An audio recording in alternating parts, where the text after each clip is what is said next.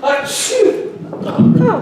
that as a positive. Got me a bit excited over there again. Caught me out slightly. Had to run over there. Okay, so thank you, Neil. Was he brilliant? Fantastic. Fabulous. Because I know how difficult it is when you say, doing comedy, etc., etc. So, okay, next up is Mervyn Cooke. Mervyn Cooke. Where's Mervyn? Is this? Oh, there you are. Sorry. Come on, Mervyn. He took me into it because he's an Irish man, and I always fall for Irish men. They can just do whatever they like, and I always say, okay, there you go. Thank you. Got that microphone?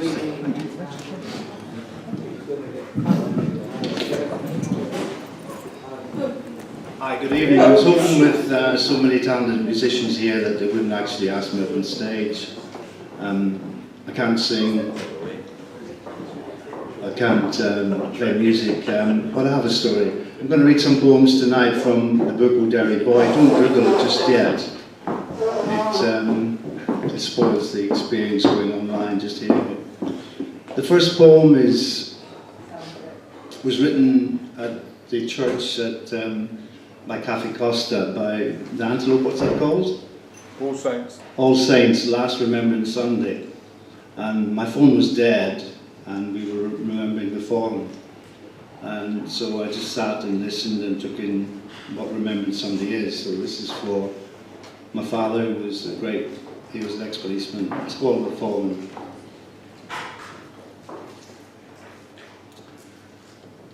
Stand here a while and I'll tell you if the guttering's clogged up with grass, or if a shower of pigeons passed.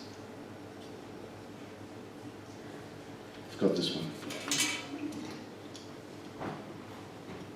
With those two still necking on the ridge, these same shop fronts in 29 have seen this scene 100 times, while those two strut and boot. We limp along where lives are lost, so look, the ladies collapsed. Was it the weight of years or tears, or just that weariness came to pass? We are here to honour the fallen. Well, here's another one, alas. The next poem is the first one that I wrote after the book O Derry Boy. It was actually rhymed. And for all the musicians and the great people out there who have something rattling around in their brain, an image or a sound or a snatch of lyrics, it's like a soup and it kind of bubbles up to the surface when you least expect it. It's called The Hollow Tree, and the only image I had was a burned out tree and the first line. And after I found the place and the time where I was as a child in Ireland, it kind of popped out. It's called The Hollow Tree. There is a tree in my memory, hollowed out of modest softness. Black and burnt, it felt like a cloak where one could hide from others' eyes. Seek shelter where no one spoke. The tree was in Moyola Park where owls hooted in the dark. And Boy Scouts climbed the clambered bough to spool and dive in the race's stream and quench the thirst of summer's dream.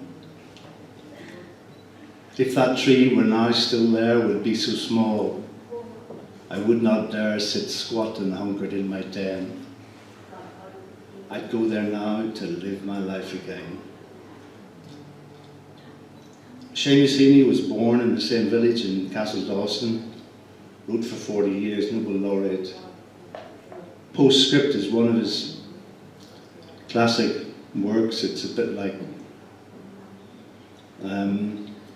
Clint Eastwood riding on his horse or the Lone Ranger riding off into the sunset. It's called Postscript. And sometime make the time to drive out west into County Clare along the flaggy shore. In September or October where the wind and the light is working off each other. So the ocean on one side is wild with foam and glitter. And inland among stones the surface of a slate grey lake is lit by the earth lightning of a flock of swans, their feathers ruffed and ruffling white on white, their fully grown headstrong looking heads, tucked or cresting or busy underwater. Useless to think you'll park and capture it more thoroughly. You are neither here nor there. A hurry through which known and strange things pass, as big soft buffetings come at the car sideways and catch the heart off guard and blow it open.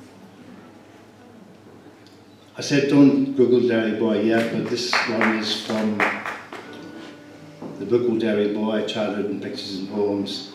Somebody said that summer had gone, and I thought that was a beautiful song. I'll try and match it in words. It's called Harvest Home. We laid her back against the stack, wiped sweat and hay seeds from her brow. Cap cocked to shield the sun, thirst slain in the billy can. We squinted at swallows in their drunken dives with no rhyme nor reason or root to roost. Her limbs tired and toiled those fields to sunset, where stacks some small gave birth to bigger rains. The day the baler came, with reverence we accepted its offspring into our blistered hands, and nursed that harvest home with many a shout. Watch out as one bale tumbled from the trailer into the pressure cooker barn.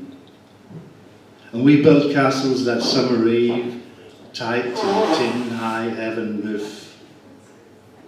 Castles for cattle, whose winter weary days were bunged up in dunged up silent bars. And they would chew the cud and suck the summer dew when winter froze the ground. And we were boys in the spring of our lives. I'll finish off with an Irish blessing and a final poem. My mother, before she died, she gave me the classic Irish blessing. It's like a framed picture in the kitchen above the toaster. And when I read it, I think of her. May the road rise to meet you. May the wind be always at your back. May the sun shine warm upon your face and the rains fall soft upon your fields. Until we meet again, may God hold you in the palm of his hand. The last poem is by William Butler Yeats, a great Irish writer. It's called When You're Old.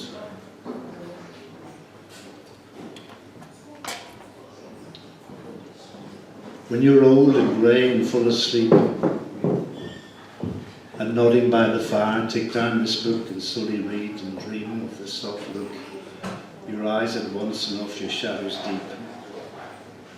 How many people loved your moments of glad grace and loved your beauty with love false for true, but one man loved the pilgrim soul in you and loved the sorrows of your changing face.